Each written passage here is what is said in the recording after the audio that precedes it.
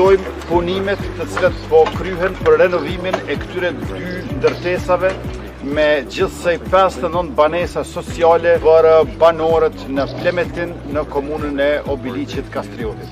E falenderojmë Bashkimin Evropian për mbështetjen financiare, Ministrinë e Ekonomisë për mbikëqyrjen e gjithanshme dhe komunën e cila kontribon me 10%. Prej këtyre 59 familjeve që janë, 15 prej tyre janë me krye familjare gra, gjithse janë 370 antarë, që do të thotë se ka shumë fëmijë dhe me termoizolimin e kulmit të mureve, me ndryshimin e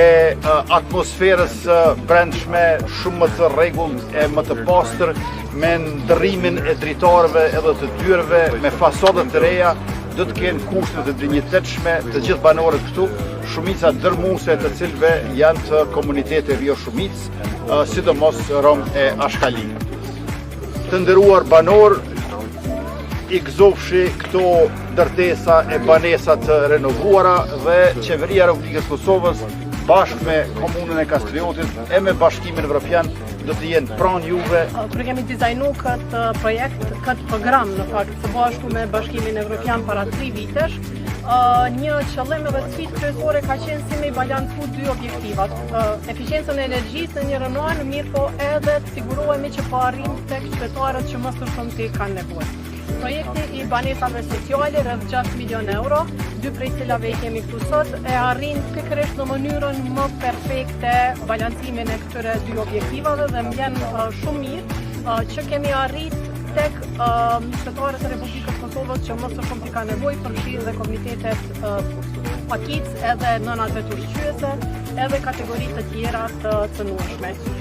Pas investimeve, kursimi i energjisë në këto ndërtesa do të jetë 71% në njërën, ndërsa 75% në tjetrën.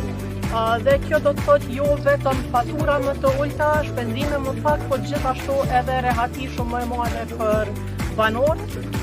dhe shpresoj që dimrin e ardhshëm si rezultat i këtyre investimeve do të kalojnë shumë më lirë e më lehtë më mirë të gjithë banorët. Këto e kemi projekt ma për zemër për dy arsye kryesore. E para është se nga aspekti social këta njerëz kanë më shumë nevojë, po edhe nga aspekti financiar, por dhe i takojnë komuniteteve që projekteve tona ju sigurojnë gjithë përfshirjen edhe jo diskriminimin. Sot për mua është një kënaqësi e veçantë, meqense se kryeministri dhe bashkëpunëtorët e tyre